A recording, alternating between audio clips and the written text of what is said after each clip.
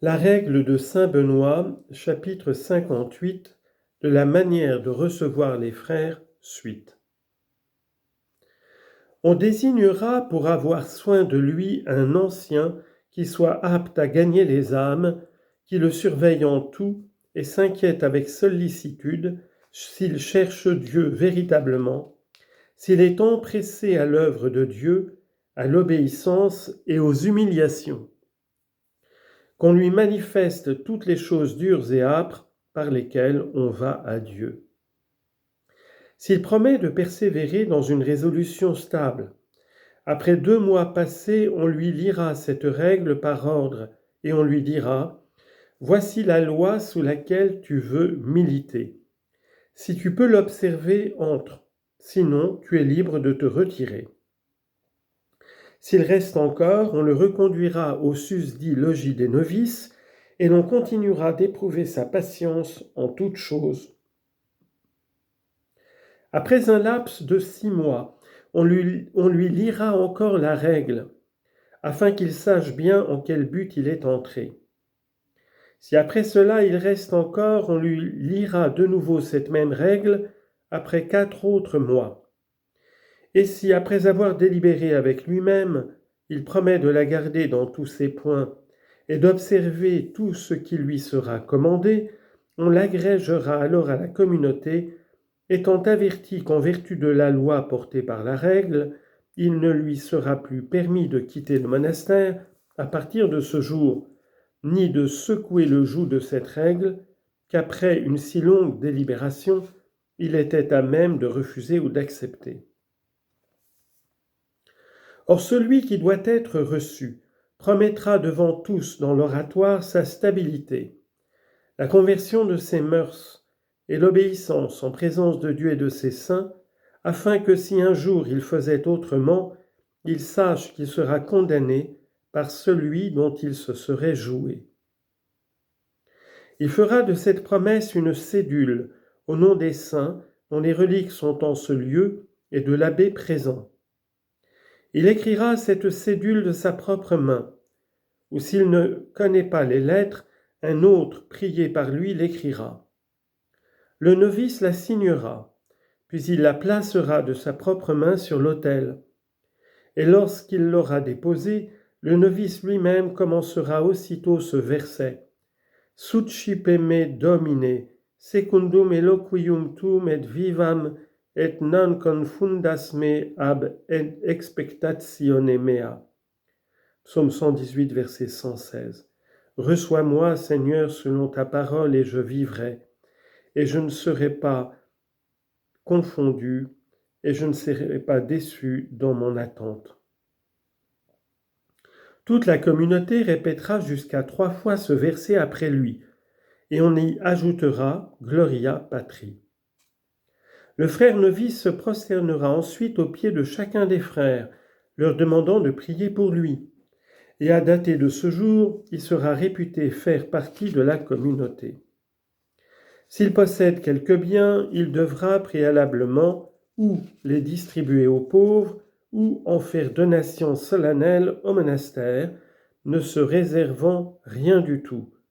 Car il doit savoir que, à partir de ce jour, il n'aura même pas la disposition de son propre corps. On le dépouillera donc immédiatement dans l'oratoire de ses vêtements personnels et on le revêtira d'habits appartenant au monastère. Cependant, les vêtements dont il a été dépouillé seront déposés au vestiaire, afin que, si un jour, par l'instigation du diable, il se décidait à sortir du monastère, ce qu'à Dieu ne plaise, on puisse alors lui ôter les vêtements du monastère et le chasser ensuite. On ne lui rendra pas néanmoins sa cédule, que l'abbé a retirée de dessus l'autel, mais on la gardera dans le monastère. Chapitre 59. De l'oblation des fils de nobles ou de pauvres. Lorsqu'un des nobles veut offrir son fils à Dieu dans le monastère, si l'enfant est en bas âge, ses parents feront eux-mêmes la pétition dont nous avons parlé ci-dessus. Ils envelopperont cette cédule et la main de l'enfant avec l'oblation dans la nappe de l'autel, et ils l'offriront ainsi.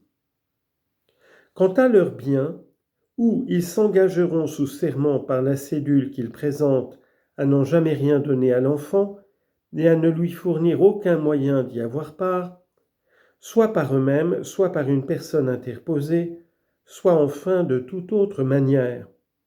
Ou bien, s'ils ne veulent pas faire cela, et qu'ils aient cependant l'intention d'offrir quelque chose en aumône au monastère, ils feront donation à la communauté des choses qu'ils ont résolu de lui donner, sans réservant même l'usufruit s'il leur plaît.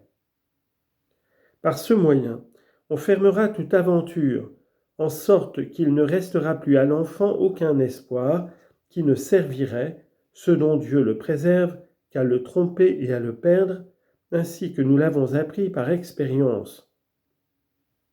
Ceux qui sont moins riches se conduiront de la même manière. Quant à ceux qui n'ont rien du tout, ils feront simplement leur pétition et ils offriront leur fils avec l'oblation en présence de témoins. Chapitre 60. Des prêtres qui désireraient se fixer dans le monastère. Si quelqu'un de l'ordre sacerdotal demande à être reçu dans le monastère, on ne se pressera point de consentir à son désir. Mais s'il persiste avec instance dans sa demande, il faut qu'il sache qu'on l'obligera à garder toute la discipline de la règle et qu'on n'en relâchera rien en sa faveur, afin qu'on puisse lui dire, comme il est écrit, « Mon ami, à quel dessein êtes-vous venu » Matthieu 26, 50. On lui accordera néanmoins de prendre place après l'abbé, de donner les bénédictions et de célébrer la messe, si toutefois l'abbé le lui ordonne. Sinon, il ne s'ingérera en quoi que ce soit, sachant qu'il est soumis à la discipline de la règle. Il doit plus qu'un autre donner à tous l'exemple de l'humilité. S'il vient à être question dans le monastère de rang à garder, ou dans toute autre circonstance, il considérera comme étant sienne la place qui correspond à son entrée dans le monastère, et non celle qu'on lui a concédée par respect pour son sacerdoce. Si quelqu'un d'éclair poussé par le même désir demande à être reçu dans le monastère, on le placera dans un rang moyen. Quant à lui, il devra pareillement promettre l'observance de la règle et sa propre stabilité. Chapitre 61. Comment recevoir les moines étrangers. Lorsqu'un moine étranger venu de contrées lointaines se présente au monastère, s'il veut y être reçu en qualité d'hôte, et qu'il se contente du genre de vie qu'il trouve dans ce lieu, on le recevra autant de temps qu'il le désire, pourvu qu'il ne trouble point le monastère par ses exigences, mais qu'il se contente avec simplicité de ceux qu'il y rencontre. Si ce moine trouvait à reprendre ou à signaler quelque chose avec raison et dans l'humilité de la charité, l'abbé examinera la chose en sa prudence, considérant que c'est peut-être pour cela même que le Seigneur a dirigé ses pas vers ce lieu. Si par la suite il veut fixer sa stabilité, on ne mettra pas d'opposition à son dessein, d'autant qu'on a pu juger de sa manière de vivre durant son séjour en qualité d'hôte. Mais si pendant son séjour à l'hôtellerie, on s'est aperçu qu'il est exigeant ou vicieux, non seulement on ne doit pas l'agréger au corps du monastère, mais on lui dira honnêtement de se retirer, de peur que sa misère ne soit préjudiciable aux autres. Que si sa conduite n'est pas telle qu'il mérite d'être congédié, non seulement s'il le demande, il faut le recevoir et l'unir à la communauté, mais il faut lui conseiller de s'y fixer, afin que les autres soient instruits par son exemple, et parce qu'en tout lieu, on sert le même Seigneur et on milite sous le même roi. Si même l'abbé l'en juge digne, il pourra l'établir dans un rang un peu plus élevé. Et ce que nous disons des moines doit s'entendre aussi des prêtres et des clercs dont on a parlé ci-dessus. L'abbé peut les établir dans un rang supérieur à celui de leur entrée, s'il reconnaît que leur vie en est digne. Et que l'abbé se garde de recevoir pour demeurer un moine d'un monastère connu sans le consentement de son abbé ou sans lettre de recommandation, car il est écrit « Ne fais pas à autrui ce que tu ne veux pas qu'on te fasse à toi-même ». Tobie, chapitre 4, verset 16.